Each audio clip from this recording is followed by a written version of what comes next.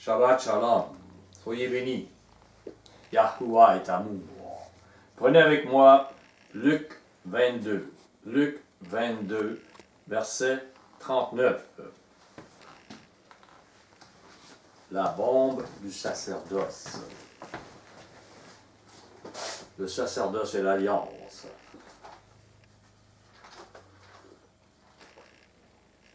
Luc 22, 39. Après être sorti, il alla, selon sa coutume, à la montagne des Oliviers, et ses disciples le suivirent. Nous sommes appelés au mont des Oliviers, dans le jardin du Gethsémane. Nous sommes appelés. Lorsqu'il fut arrivé dans ce lieu, il leur dit, priez. C'est un ordre. Il ne dit pas, mangez, prenez des fruits, priez, afin que vous ne tombiez pas en tentation. Nous devons prier pour rester spirituellement sur le mont des Oliviers. Et que nous soyons vainqueurs contre nous-mêmes sur ce mont des Oliviers. Priez. Puis il s'éloigna d'eux, à la distance d'environ un jet de pierre, et s'étant mis à genoux, il pria, disant, Père, si tu voulais éloigner de moi cette coupe, toutefois, que ma volonté ne se fasse pas, mais la tienne. Yahusha, Jésus, plusieurs appellent ainsi, a toujours fait la volonté de son Père. Et malgré qu'il a une volonté indépendante de celle de son Père, nous le voyons ici. Il n'a jamais été dans une situation semblable, celle où il deviendra souverain sacrificateur, selon l'ordre sélect des cieux, celle de Melchisédek. Et pour le devenir, il doit souffrir et mourir pour les offenses des autres, afin que d'autres qui passeront par ce jardin du Gethsémane, la mort à leur volonté, volonté indépendante de la volonté de Yahuwah, la mort à celle-ci, pour vivre la justice qui a été imposée à leur maître, Yahusha.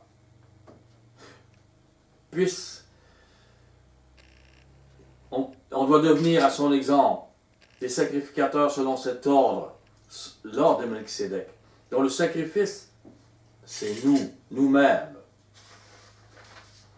Et c'est difficile.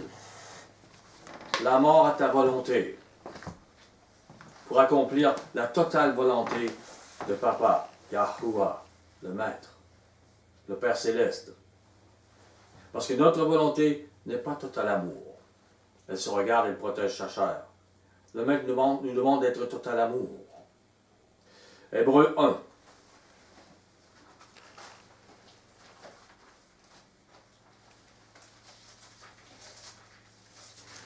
Ce sont des choses que vous avez entendues, et j'espère qu'elles vont entrer plus profondément encore en vous.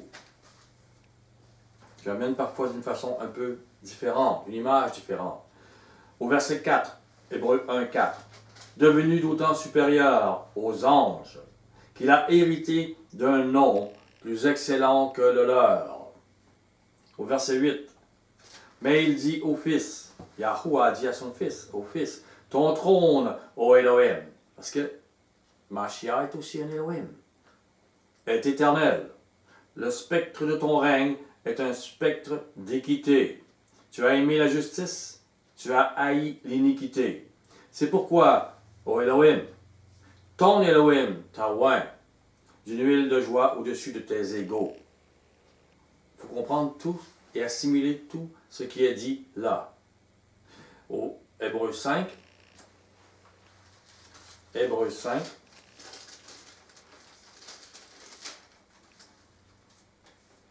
l'œuvre que le Maître fait avec son Fils, l'Elohim Yahusha Mashiach.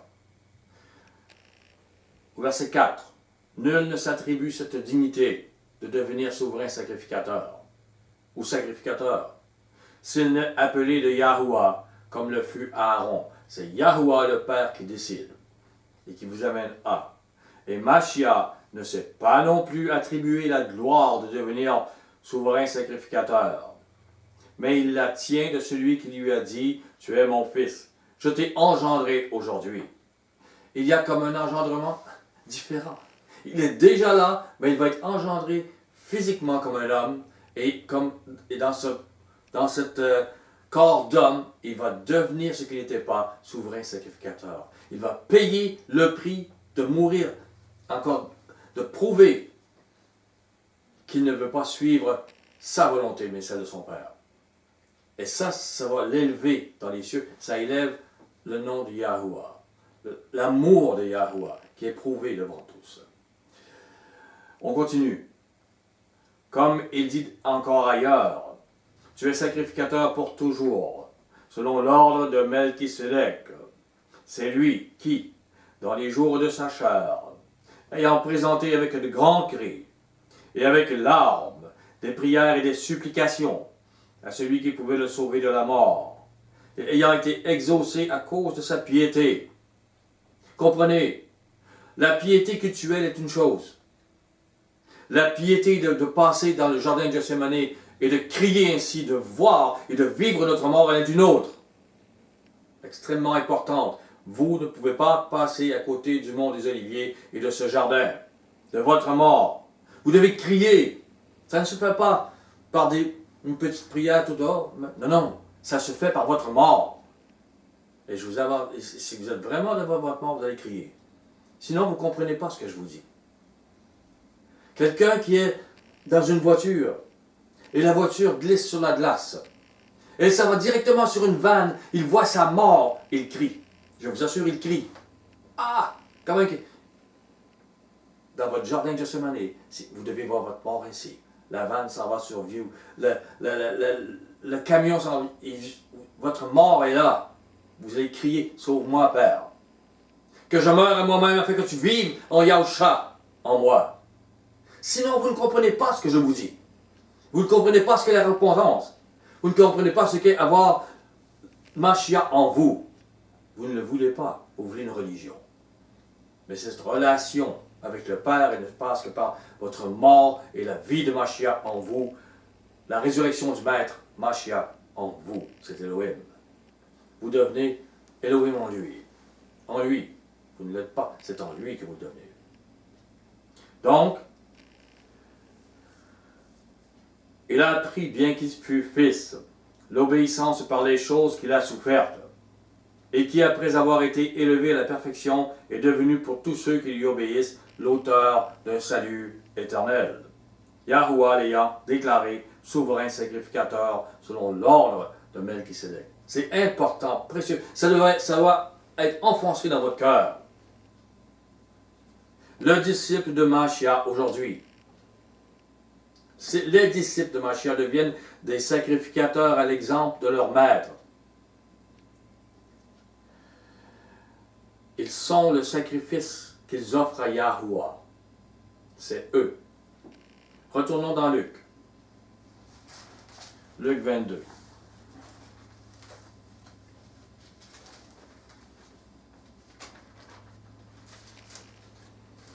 Au verset 43.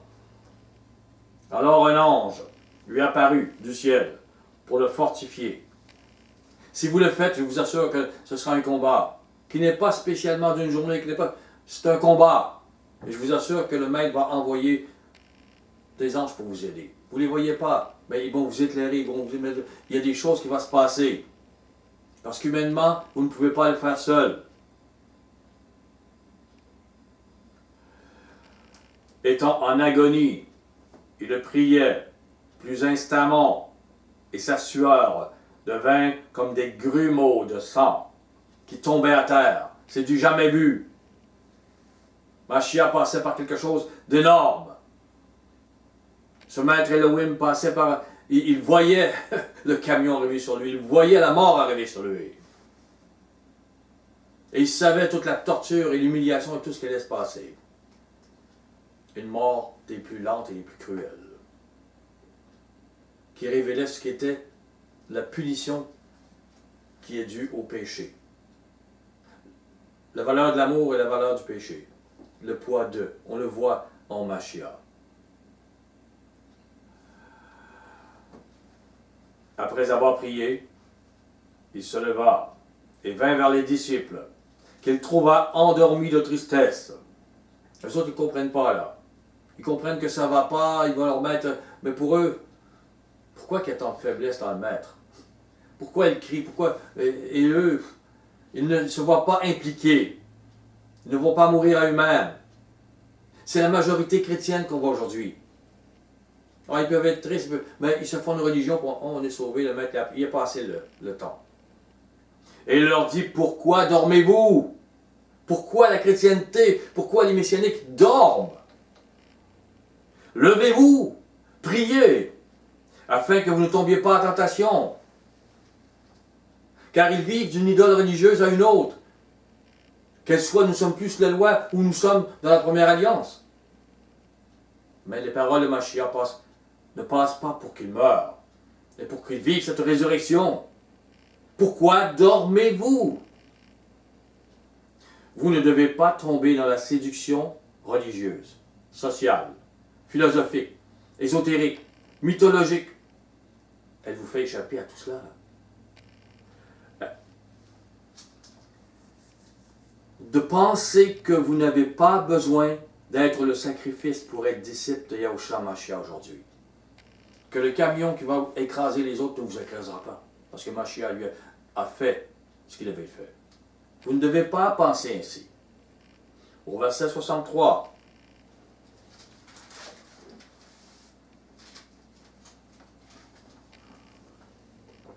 Les hommes qui tenaient Yahushua se moquaient de lui et le frappaient. Ils lui voilèrent le visage. Et ils l'interrogeaient en disant, devine qui t'a frappé. Il se moquait. Si tu es prophète, si tu connais tout, dis-nous, hein. Et il proférait contre lui beaucoup d'injures. Parce que Satan voulait que le maître, Mashiach, ait de l'orgueil, comme lui. Mashiach n'avait pas d'orgueil. Il avait de l'amour. Satan voulait que le maître, Mashiach, ait de la haine, comme lui a. Mashiach n'avait pas de haine. Il avait de l'amour. Mais il voulait absolument. Alors il inspirait les gens. Moquez-vous, frappez-le, soyez cruels. Symboliquement, Mashiach a commencé à porter la croix. Ce chemin blessant, humiliant, douloureux, chemin de torture, qui le mène sur cette croix, à cette croix, et qui va lui donner une mort sans pitié, lente et douloureuse. Parce que la croix, c'est ça. Porter votre croix, c'est ça.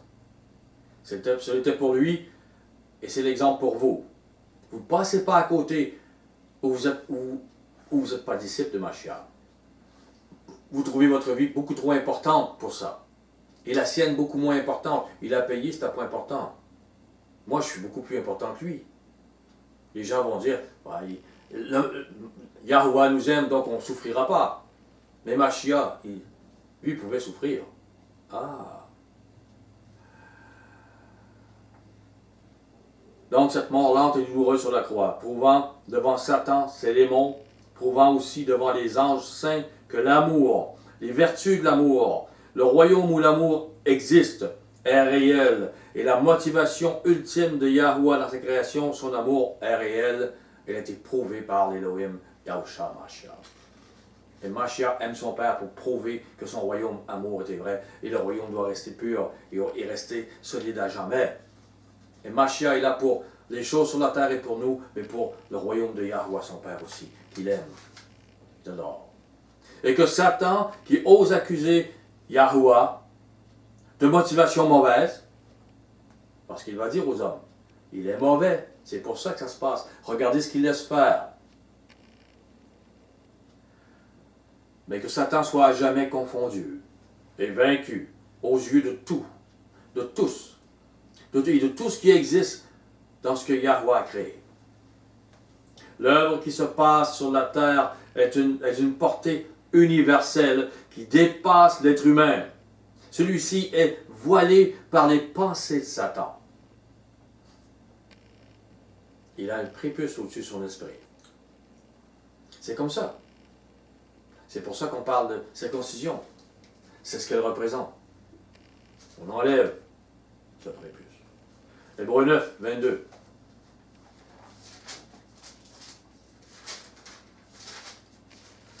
Hébreux 9, 22.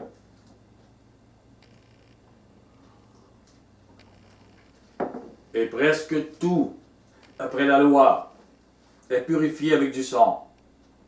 Et sans effusion de sang, il n'y a pas de pardon.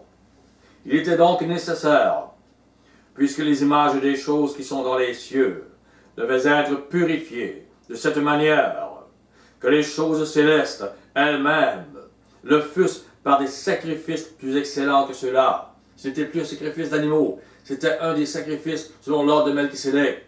Et j'imagine qu'il y en a eu plusieurs, puisqu'il y a un ordre, et qu'il y a Melchisédek. Mais nous connaissons celui de Machia, qui est d'une portée incroyable. Car Machia n'est pas entré dans un sanctuaire fait de main d'homme, en imitation du véritable, mais il est entré dans le ciel même, afin de comparaître maintenant, pour nous, devant la face de Yahuwah. Prenez avec moi Matthieu 27.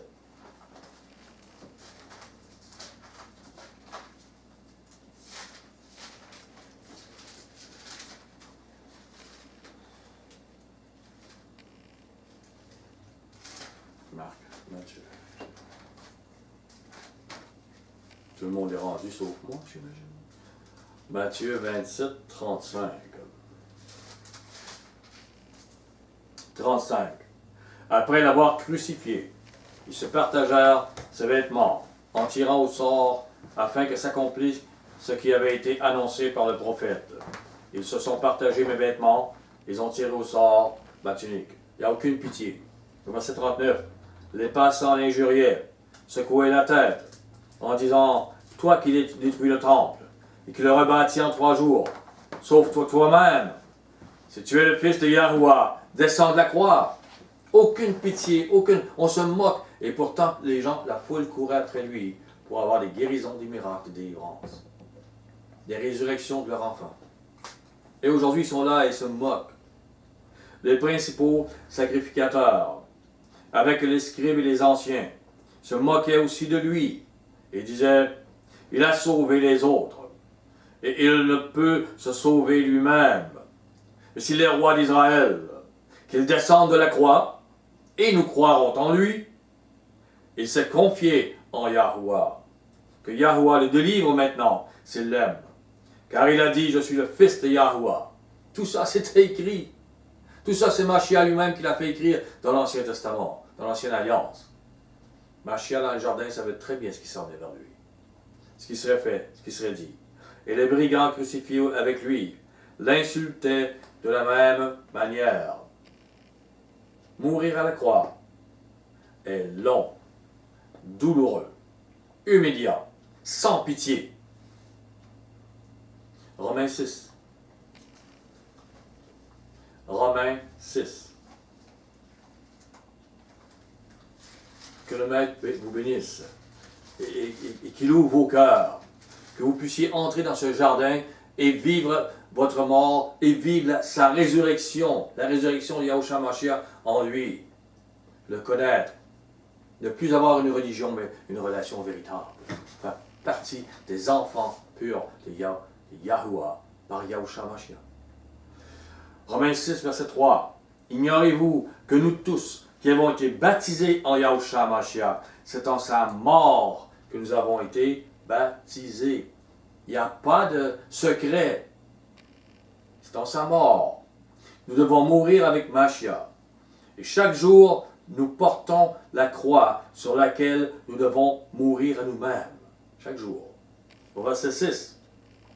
Sachant que notre vieil homme a été crucifié avec lui, afin que le corps du péché fût détruit, pour que nous ne soyons plus esclaves du péché. Matthieu 16. Matthieu 16, verset 24. Comme j'aime ce verset. Plusieurs vont dire, il revient toujours avec le même. Oui, il faut vraiment que ça entre d'une façon ou d'une autre. C'est tellement une réalité. Si vous voulez être disciple de Mashiach et le suivre. Il dit alors, Yahushua dit à ses disciples, si quelqu'un veut venir après moi, qu'il renonce à lui-même. D'autres, ailleurs c'est écrit qu'il se renie, dans d'autres versions. Qu'il se charge de sa croix, de sa mort. Cette croix qui l'amène à ce renoncement et qu'il me suive. Retournons dans Luc. Luc 9. Luc 9, verset 23.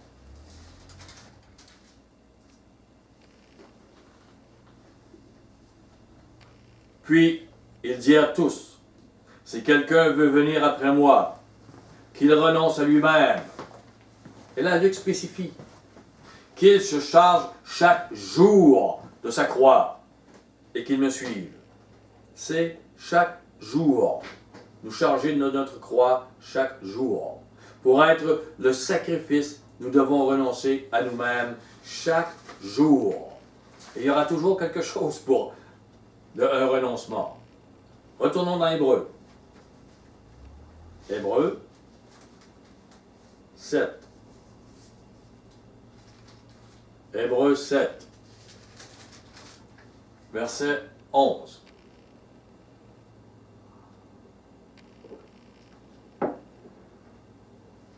Si donc la perfection avait été possible par le sacerdoce lévitique, car c'est sur ce sacerdoce que repose la loi donnée au peuple, qu'était-il encore besoin qu'il parût un autre sacrificateur, selon l'ordre de Melchisédek, et non selon l'ordre d'Aaron? Le sacerdoce lévitique a comme devoir de sacrifier des animaux. Le sacerdoce, selon l'ordre d'Aaron, est remplacé par le sacerdoce selon l'ordre de Melchisédek, dont le sacrifice est nous-mêmes. On continue au verset 12.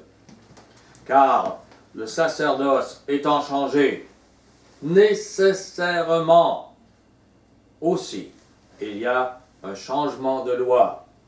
On ne passe pas à côté. Le sacrifice étant changé, il y a nécessairement un changement de loi. Le sacrifice étant changé, donc, le changement de loi n'est pas le changement de sacerdoce et le sacrifice. Mais bien, puisque le sacerdoce et le sacrifice a changé, il y a nécessairement changement de loi. C'est différent. Vous ne devez pas vous mélanger à ce sujet. J'y reviendrai. Le premier sacerdoce portait une loi de condamnation. Œil pour œil, dent pour dent. Et c'était ça la justice. Venez avec moi dans Galates. Les gens aiment beaucoup Galates, ceux qui me suivent. Galates 3, verset 11. Et que nul ne soit justifié devant Yahuwah par la loi. Cela est évident, puisqu'il est dit, le juste vivra par la foi. Il y avait donc un autre sacerdoce, une autre alliance, une autre loi, une loi de, on pourrait dire de foi, d'amour. Au verset 21. La loi est-elle donc contre les promesses de Yahuwah? Loin de là. S'il était donné une loi qui put procurer la vie, la justice viendrait réellement de la loi. Si on n'avait pas eu besoin de Mashiach et de ce nouveau sacerdoce, et qu'on aurait pu marcher selon les règles d'une loi où est-ce qu'on jamais on ne pêche, on a péché, on serait sauvé ainsi. Mais il est dit, ce n'est pas ainsi. Mais l'Écriture a tout renfermé sous le péché, afin que ce qui avait été promis fût donné par la foi en Yahushua Mashiach à ceux qui croient. Avant que la foi vînt, nous étions enfermés sous la garde de la loi, en vue de la foi qui devait être révélée. Car personne ne peut être sauvé, tout le monde est condamné. Ainsi, la loi a été comme un pédagogue, un enseignant, pour nous conduire à Mashiach. Et cette loi-là est donnée par l'Israël nation. Était donnée pour nous montrer qu'il y a une autre possibilité, nous conduire à Mashiach, afin que nous fussions justifiés par la foi, croyant à Mashiach. La foi étant venue, nous ne sommes plus sous ce pédagogue. Nous ne sommes plus avec l'Israël nation, dans le sacerdoce et l'alliance, les sacrifices d'animaux et toutes les choses qui allaient avec cette loi. Nous sommes toujours sous une loi, mais elle est, on pourrait dire, réformée, améliorée, changée. Venez avec moi dans Romains 3. Romains 3, verset 27. Où donc est le sujet de se glorifier? Il est exclu. Par quelle loi? Par la loi des œuvres, celle avec Moïse? Non, mais par la loi de la foi. La foi vient de ce qu'on entend, et ce qu'on entend vient de la parole de Mashiach. C'est cette parole qui nous enseigne comment suivre la loi, comment suivre la miséricorde pour que nous trouvions le salut. Le second sacerdoce porte une loi de miséricorde et sa justice, la miséricorde, nous justifie. Regardez un instant encore dans Matthieu 5. Regardez, Galate, on va revenir. Matthieu 5. Un passage rapide.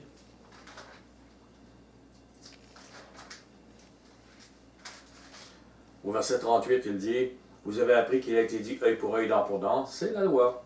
C'est la justice. Mais moi, je vous dis de ne pas résister aux méchants.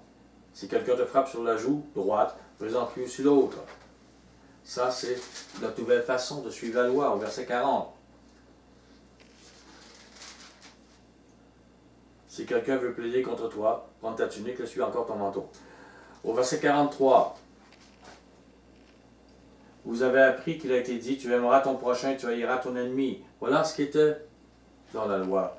Mais moi je vous dis, aimez vos ennemis, bénissez ceux qui vous maudissent, faites du bien à ceux qui vous haïssent, et priez pour ceux qui vous maltraitent et qui vous persécutent. Je suis sûr que vous avez déjà entendu ça, si vous avez écouté ce que j'amène. Mais la loi est donc changée. Et c'est Mashiach lui-même qui l'a changé. Il ne blasphème pas. Il est l'Élohim venu des cieux montrer une justice qui est dans les cieux. L'être humain a une justice de la loi du talion. Et le maître a agi avec une Israël nation dans cette justice charnelle. Maintenant, il amène une nouvelle justice. Galates 3, verset 10.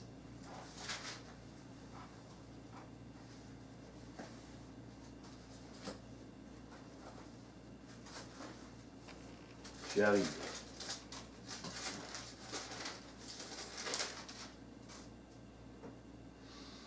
Car tous ceux qui s'attachent aux œuvres de la loi sont sous la malédiction. Ils le sont. Car il est écrit, maudit quiconque n'observe pas tout ce qui est écrit dans le livre de la loi. Il ne la met en pratique et personne ne peut le faire. Et que nul ne soit justifié devant Yahuwah par la loi dans l'Israël nation. Cela est évident, puisqu'il est dit, le juste vivra par la foi. Dans Israël, la promesse. Galates 2, 14. Voyant qu'il ne marche pas droit selon la vérité de l'Évangile, l'enseignement de Mashiach. Je dis à Céphas, et Paul dit à Céphas, à Pierre, en présence de tous, en public. Si toi qui es juif, tu vis à la manière des païens et non à la manière des juifs, pourquoi forces-tu les païens à judaïser? Parce que là, Pierre ne voulait plus manger avec les païens qui étaient disciples de Mashiach parce qu'ils n'étaient pas circoncis de chair. Il les obligeait à cette circoncision qui n'était plus nécessaire, qui n'était qu'un symbole. Et Paul lui reproche ouvertement. Il lui dit en cela, tu pèches. Et c'est grave ce qui se disait là. Au verset 15. Nous sommes juifs de naissance, et non pécheurs d'entre les païens. Néanmoins, sachant que ce n'est pas par les œuvres de la loi que l'homme est justifié, mais par la foi en Yahushua Mashiach, nous aussi nous avons cru en Yahushua Mashiach, afin d'être justifiés par la foi en Mashiach, et non par les œuvres de la loi, parce que nul chair ne sera justifié par les œuvres de la loi. Mais tandis que nous cherchons à être justifiés par Mashiach. Ça, c'est un paradoxe, là. Si nous étions nous-mêmes trouvés pécheurs. Donc, si on transgressait la loi, Mashiach serait-il un ministre du péché? Loin de là. Donc, on ne peut quand même pas voler, mentir, briser le Shabbat. Car si je rebâtis les choses que j'ai détruites, je me constitue moi-même un transgresseur. Même si ce n'est pas la loi qui nous sauve, nous ne devons pas pécher. Il y a une façon nouvelle de la suivre. C'est ça qu'il faut comprendre. 1 Corinthiens 9.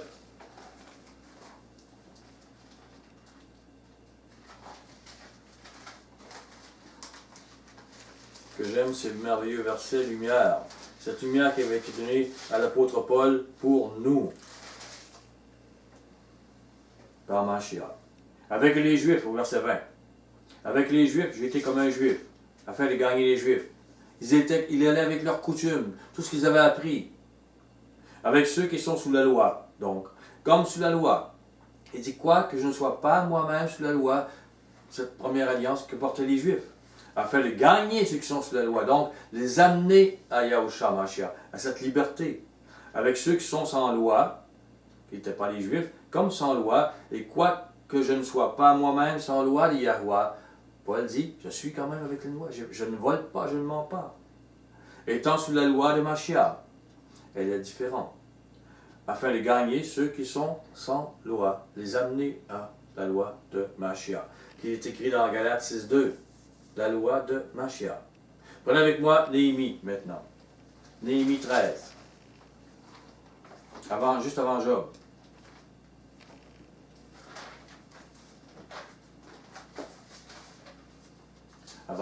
Avant Esther, qui est avant Job. Mettons, on va aller. Je veux pas. Néhémie 13, verset 29. Souviens-toi d'eux, mon Elohim, car ils ont souillé le sacerdoce et l'alliance contractée par les sacrificateurs et les Lévites. Ils ont souillé cette alliance. Qu'est-ce qui va se passer? Qu'est-ce qui s'est passé? Viens avec moi dans Osée 4. Osée 4.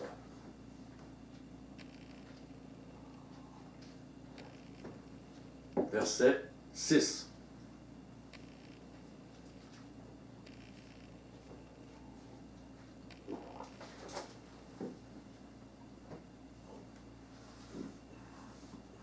Mon épouse s'en vient. C'est tout de suite après Daniel, Osée. Mon peuple est détruit parce qu'il lui manque la connaissance. Il a rejeté cette alliance, ce sacerdoce. Il ne l'écoute pas. Il suit les choses païennes, il suit, puisque tu as rejeté la connaissance, je te rejetterai. Tu seras dépouillé de mon sacerdoce. Puisque tu as oublié la loi de ton Elohim, j'oublierai aussi tes enfants.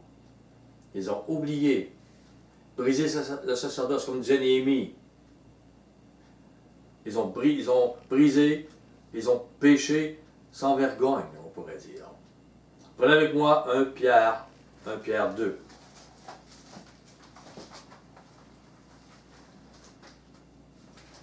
Toutes ces choses nous amènent à nous aujourd'hui, vous verrez. D'ailleurs, nous avons commencé avec cela, le jardin de Gethsémani, que nous ne pouvons pas passer à côté. 1 Pierre 2, verset 1. Rejetant donc toute malice et toute ruse, la dissimulation, l'envie, toute médisance. Il y a une loi ici qui nous dit de ne pas médire, de ne pas être hypocrite, rusé, de ne pas envier les autres, de ne pas faire de médisance, de calomnie. Donc, de ne pas être méchant. Ça fait partie de l'Évangile. On ne peut pas dire, je ne suis plus sous la loi. Non, ça fait partie de. Si vous êtes méchant, vous n'entrerez pas dans le royaume de Yahuwah. C'est officiel. Au verset 4, approchez-vous de lui, pierre vivante. Vous devez être une pierre qui donne la vie aux autres, qui vivifie. Vous devez faire partie de toutes les... on parle des 4 êtres vivants, des 4 êtres qui donnent la vie. Vous devez vous aussi être une pierre qui donne la vie aux autres. Rejeté par les hommes, car cette pierre qui a la vie en elle est toujours rejetée par les hommes qui sont inspirés de Satan. Mais choisie et précieuse devant Yahuwah, elle lui est utile. Et vous-même, comme des pierres qui donnent la vie, des pierres vivantes, édifiez-vous pour former une maison spirituelle, un saint sacerdoce, afin d'offrir des victimes spirituelles agréables à Yahuwah par Yahushua Mashiach. Ces pierres qui donnent la vie deviennent une maison spirituelle pour les gens qui veulent la vie de Yahuwah. Ils sont le sacerdoce nouveau. Voilà ce qu'ils sont. Nous sommes morts à nous-mêmes pour vivre le nouveau sacerdoce et offrir des sacrifices de miséricorde, de pardon, d'aimer nous-mêmes nos pires ennemis. Il faut mettre les choses en place. Au verset 7, l'honneur est donc pour vous qui croyez. Si vous croyez, vous faites cela. Mais pour les incrédules, ils ne veulent pas bâtir sur les paroles de Mashiach. Ils font leur religion. Que ce soit un sacerdoce païen ou le premier sacerdoce, celui de Moïse. La pierre qu'ont rejeté ceux qui bâtissaient, on l'a vu avec les pharisiens, les sadducéens, est devenue la principale de l'angle, et une pierre d'achoppement et un rocher de scandale. Ils s'y heurtent pour n'avoir pas cru à la parole, celle de Mashiach. Et c'est à cela qu'ils sont destinés. Vous, au contraire, vous êtes une race élue. Vous êtes quoi? Un sacerdoce royal, un nouveau sacerdoce, une nation sainte, un peuple acquis, afin que vous annonciez quoi? Les vertus de celui qui vous a appelé des ténèbres à son admirable lumière. Voilà ce que sont les sept esprits Yahuwah. Elles annoncent les vertus. Vous devez être inspiré par ces esprits, par l'esprit de Yahuwah, pour annoncer les vertus, l'amour de Yahuwah dans ce monde qui fait le contraire, qui est ténèbres et méchanceté. Dans ce monde, vous devez l'annoncer et que ce soit vu dans tout l'univers. Nous sommes un sacerdoce royal, avec une loi nouvelle. Retournons dans l'Hébreu. Hébreu 8.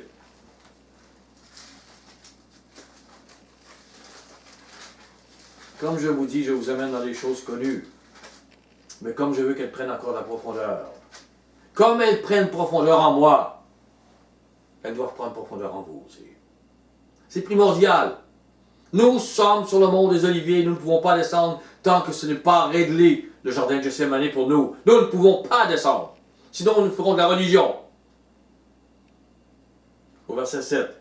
En effet, si la première alliance avait été sans défaut, il n'aurait pas été question de la remplacer par une seconde. Et c'est annoncé partout, et c'est symbolique partout, et vous le verrez. Puisque le sacerdoce est changé. Il y a donc nécessairement, dit la Bible, dit la parole, changement de loi. Il faut bien comprendre, le changement de loi n'est pas abolir les sacrifices.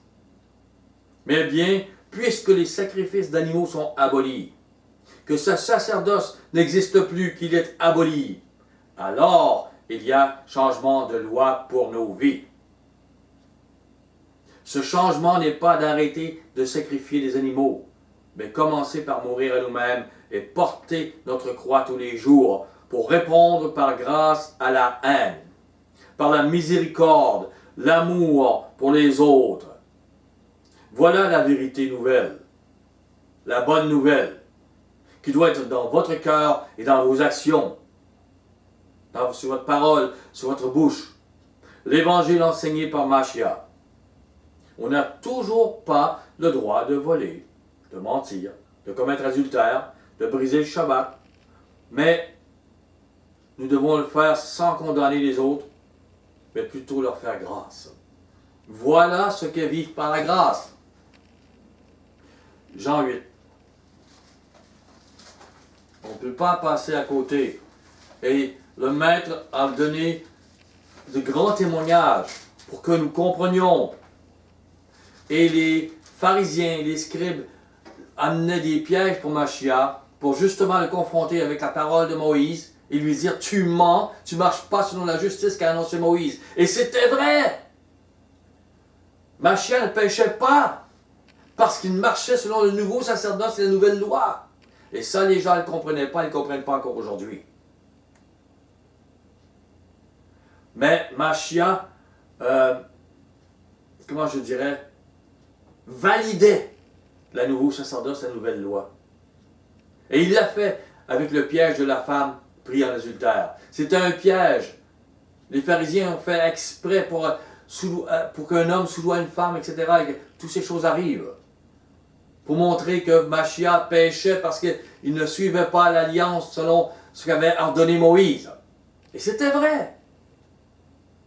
Et vous devez vivre ainsi. Au verset 1, Jean 8. Yahushua se rendit à la montagne des Oliviers. Nous sommes encore à cette montagne, ce qu'elle représente, sa mort, ce qu'il est. Mais dès le matin, il alla de nouveau dans le temple, et tout le peuple vint à lui. S'étant assis, et les enseignait. Alors les scribes et les pharisiens ne voulaient pas de son enseignement. Ils ne voulaient pas entendre. Puisqu'ils avaient entendu, ils cherchaient quelque chose pour le piéger. Et là, avec cette femme adultère, ils le piégeaient. Mais ils ont été tous renversés par la conscience, la nouvelle force de l'amour du sacerdoce, le nouveau sacerdoce. Les scribes et les pharisiens amenèrent une femme surprise en adultère et la plaçant au milieu du peuple. Ils dirent à Yahushua, là c'est public, là on va te lapider si tu ne lapides pas cette femme. On va te rendre coupable que tu n'écoutes pas la justice de Moïse. Tu as péché. Maître, il leur dit maître, cette femme a été surprise en flagrant délit d'adultère. Moïse, dans la loi, voilà le piège, voilà la force nous a ordonné, donc c'est un ordre, de lapider de telle femme. Toi donc, que dis-tu? Toi qui prêches la miséricorde et d'aimer ton ennemi. Ah, maintenant, qu'est-ce que tu fais avec ça? Qu'est-ce que tu dis? Tu parles contre Moïse? On va te lapider. C'est fini, t'as péché. Voilà ce qui était. Il faut être conscient de l'ancienne alliance, le sacerdoce. Mais le maître ne péchait pas. Parce qu'il était sous une nouvelle alliance et un nouveau sacerdoce. Il disait cela pour l'éprouver, afin de pouvoir l'accuser. Mais Yahushua s'étant baissé, écrivait avec le doigt sur la terre. L'homme, comme il continuait à l'interroger, il se releva et leur dit que celui de vous qui est sans péché, qui n'a jamais péché devant la loi donnée à l'Israël nation. C'est important. L'Israël nation annonçait le salut par Machia. Et Israël la promesse qui viendrait. Ça devait être ainsi. Il devait avoir un aîné et un cadet. Il devait avoir... Machia ne pouvait pas arriver sans qu'on dise, ben la loi c'est ça, et le salut, la façon de... Alors il dit que celui de vous qui est sans péché, ils ont compris ce que ça voulait dire. Jette le premier la pierre contre elle. Oh! Là, il vient de tout enlever la puissance de la pierre par terre. On ne la lève plus. Pourquoi? Parce que c'est la pesanteur de mon péché qui est là. Et il est grand. Le maître t'apprend une autre chose. Et s'étant de nouveau baissé, il écrivait sur la terre. Quand ils entendirent cela, accusés par leur conscience, on va au niveau du cœur, au niveau de la conscience maintenant. On va au niveau, c'est plus une règle physique. Il y a une vengeance aussi que notre chair demande. Ils se retirèrent un à un, depuis les plus âgés jusqu'au dernier. Et Yahushua resta seul, avec la femme qui était là au milieu. Alors s'étant relevé, et ne voyant plus que la femme, Yahushua lui dit, « Femme, où sont ceux qui t'accusaient? Personne ne t'a-t-il condamné? » Elle répondit, « Non, maître. » Et Yahushua lui dit, « Je ne te condamne pas non plus. Va et ne pêche plus. Fais ta vie Et arrête l'adultère. Arrête l'hypocrisie avec ton mari. Arrête ces choses-là. Elle trouvait grâce. C'était la miséricorde en action. Mais elle ne devait plus pécher. Donc transgresser la loi, celle du nouveau sacerdoce. Prenez avec moi Romains. Romains 9.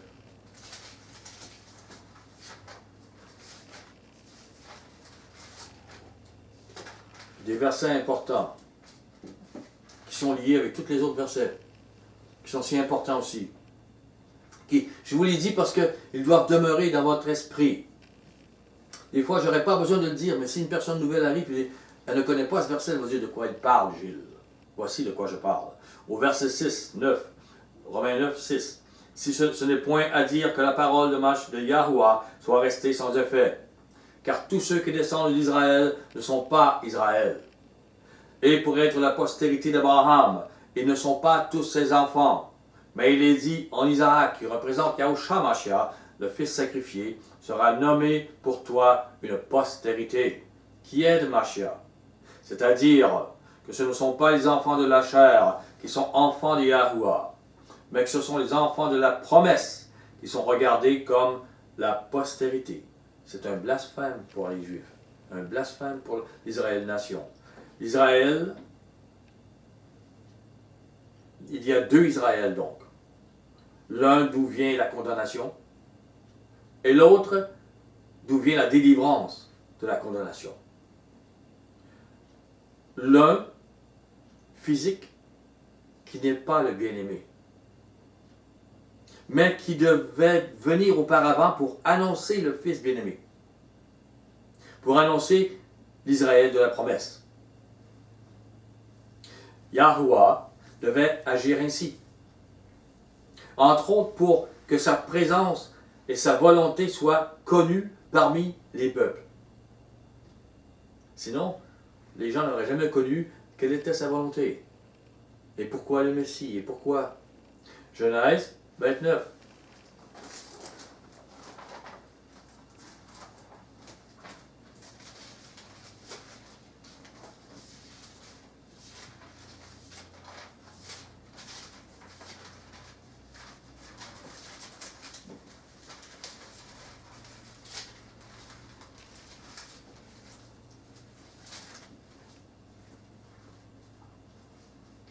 Verset 15. Jacob demeura un mois chez Laban. Puis Laban dit à Jacob, parce que tu es mon parent, c'était son oncle, me serviras-tu pour rien? Dis-moi, quel sera ton salaire? Autrement dit, tu n'es pas un esclave, tu n'es pas un homme que... Je vais te donner un salaire intéressant, quelque chose que... Or, Laban avait deux filles. L'aînée s'appelait Léa, et la cadette Rachel. Léa avait les yeux délicats. Elle était séductrice par les yeux, on pourrait dire. Mais Rachel était belle de taille et belle de figure. Jacob aimait Rachel. Et il dit, je te servirai 7 ans pour Rachel. C'est quelque chose. 7, c'est pas un hasard. Et pour Rachel, ta fille cadette. Et Laban dit, j'aime mieux te la donner que de la donner à un autre homme. Reste chez moi. Ainsi Jacob servit 7 années pour Rachel. Et elles furent à ses yeux comme quelques jours, parce qu'il l'aimait. Oui, il aimait Rachel. Ensuite, Jacob dit à Laban, donne-moi ma femme, car mon temps est accompli, et j'irai vers elle. Laban réunit tous les gens du lieu, et fit un festin. Et le soir, il prit Léa, sa fille, et l'amena vers Jacob, qui s'approcha d'elle. Et Laban donna pour servante à Léa, sa fille, Zilpa, sa servante. Et c'est toujours comme les sœurs, la fille d'eux. Ça reste dans la famille. Le lendemain matin, voilà que c'était Léa. Il faisait noir et Jacob, ils sont en manger pour qu'il ne voit pas. Alors Jacob dit à Laban, qu'est-ce que tu m'as fait? N'est-ce pas pour Rachel que j'ai servi chez toi? Pourquoi m'as-tu trompé? Et Laban dit, ce n'est point la coutume dans ce lieu de donner la cadette avant l'aînée. Achève la semaine avec celle-ci, et nous te donnerons aussi l'autre pour le service que tu feras encore chez moi pendant cette nouvelle année. Tu auras l'autre, mais il faut que tu me serves 7 ans encore. Il y a une ruse de Laban, n'est-ce pas? Jacob fit ainsi, et il acheva la semaine avec Léa, puis Laban lui donna pour femme Rachel, sa fille. Et Laban donna pour servante à Rachel, sa fille Bilha, sa servante. Donc, ça reste demeure toujours les sœurs de l'autre, toujours sa fille aussi. Les servantes, c'est spécial. Jacob alla vers Rachel, qu'il aimait plus que Léa. C'était comme ça. Et il servit encore chez Laban pendant 7 nouvelles années. Et Yahouah vit que Léa n'était pas aimée. Et il la rendit féconde, tandis que Rachel était stérile. C'est spécial, c'est tellement symbolique. Vous devez voir le symbole de cela. Et je vais vous expliquer encore davantage. Léa devint enceinte, et elle enfanta un fils, à qui elle donna le nom de Ruben. Car elle dit, Yahouah a vu mon humiliation, et maintenant mon mari m'aimera. Elle devint encore enceinte, et enfanta un fils. Et elle dit, Yahouah a entendu que je n'étais pas aimée, et il m'a aussi accordé celui-ci. Elle lui donna le nom de Siméon. Elle devint encore enceinte, et elle enfanta un fils. Et elle dit, pour cette fois, mon mari s'attachera à moi, car je lui ai enfanté 3 fils. C'est pourquoi on lui donnera le nom de Lévi. Vous avez les Lévites ici. Elle devint encore enceinte, et enfanta un fils. Et elle dit cette fois, je louerai Yahouah. C'est pourquoi elle lui donna le nom de Judas, les Juifs. Et elle cessa d'enfanter. Ruben, l'aîné, Siméon, le violent, vous lirez. Et les Lévites, et les Juifs, d'où proviennent Yahushua Mashiach. Vous avez la base du sacerdoce physique. Le premier connu parmi les nations. Soutenu par l'Israël nation. Connu parmi les nations aussi. Cet Israël qui a enfanté pour les nations. Elle le voit. Alors que l'Israël de la promesse, la bien-aimée, semble rester stérile parmi les nations. Inconnu. La véritable invisible. Genèse 30, verset 22. Yahouah se souvint de Rachel, la petite, l'inconnue, la stérile. Il l'exauça. Il la rendit féconde. Elle devint enceinte et enfanta un fils. Et elle dit, Yahouah a enlevé mon opprobre. Elle lui donna le nom de Joseph, en disant que Yahouah m'ajoute un autre fils. Et Joseph est le bien-aimé de son père. Le rejeté de ses frères. Il est symbolique de Mashiach et l'Israël de la promesse. Rejeté par l'Israël nation.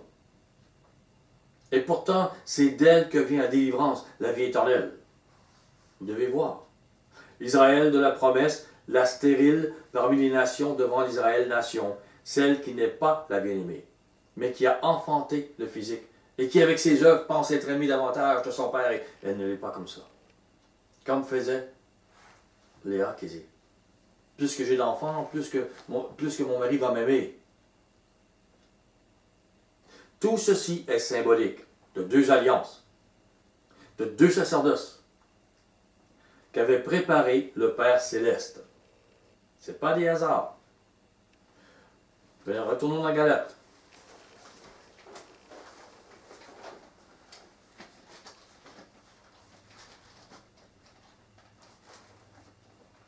Galates 4, verset 21.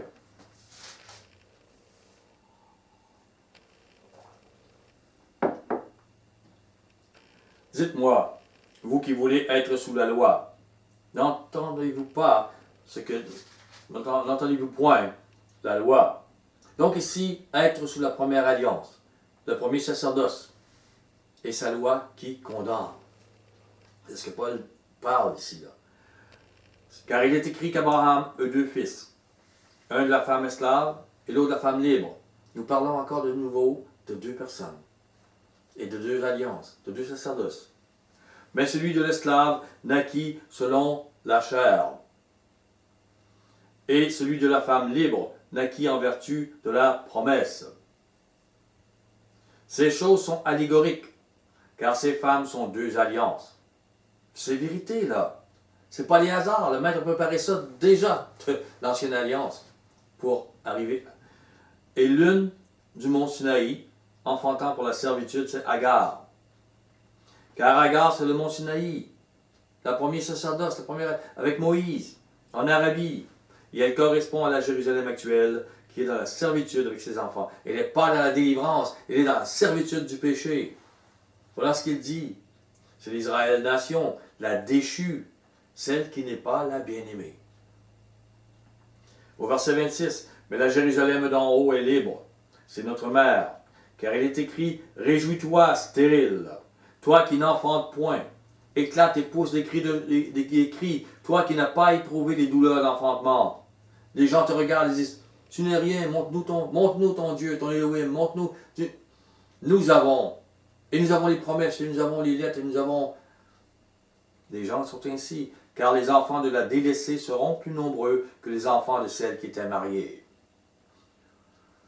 Voilà ce qui est dit. Pour vous, frères, comme Isaac, vous êtes enfants de la promesse.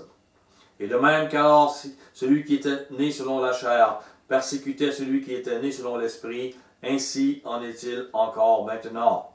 Mais que dit l'Écriture? Chasse l'esclave et son fils, car le fils de l'esclave n'héritera pas avec le fils de la femme libre.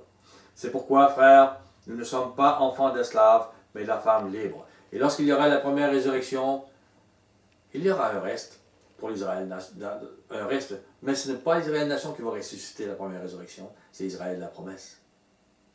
Israël de la promesse. Et l'esclave ne sera pas ressuscité à la première résurrection. Au verset 26. Non, je l'avais donné. Apocalypse 12.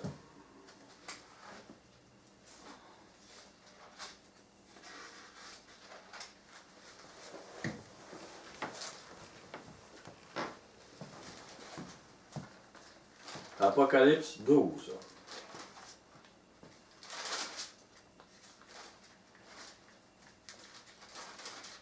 Verset 1.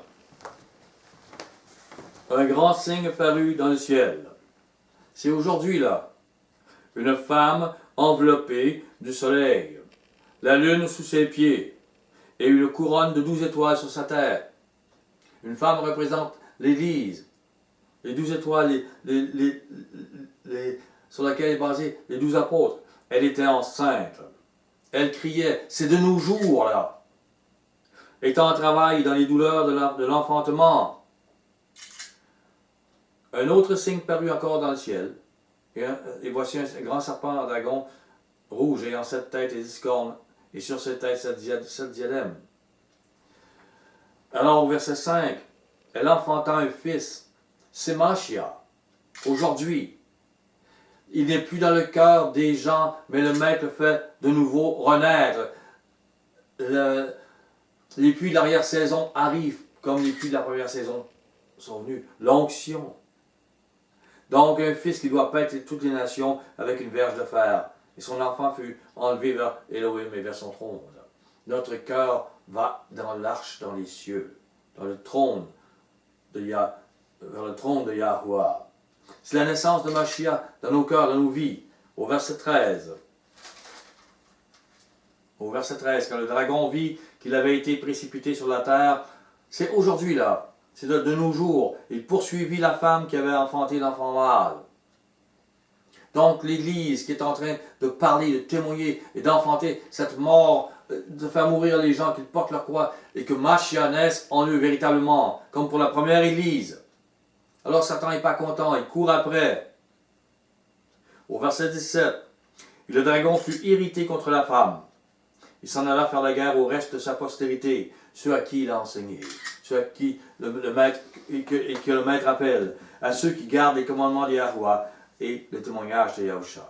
Les commandements de la seconde alliance, du second sacerdoce. Et non pas l'Israël nation, mais l'Israël la promesse. Il faut comprendre cela. Et Mashiach va naître en eux. Et c'est ça qui choque Satan. Et je parlais, c'est-à-dire que j'écrivais, j'amenais ces choses. Mais en même temps, j'ai prié. Et je demande au maître d'être proche. Et à un moment donné, il me dit, écoute, l'enfant sera né dans des temps fâcheux. Mais on ne s'en souciera pas. On se réjouira. Car on l'attend depuis si longtemps. Et c'est ce que j'entends.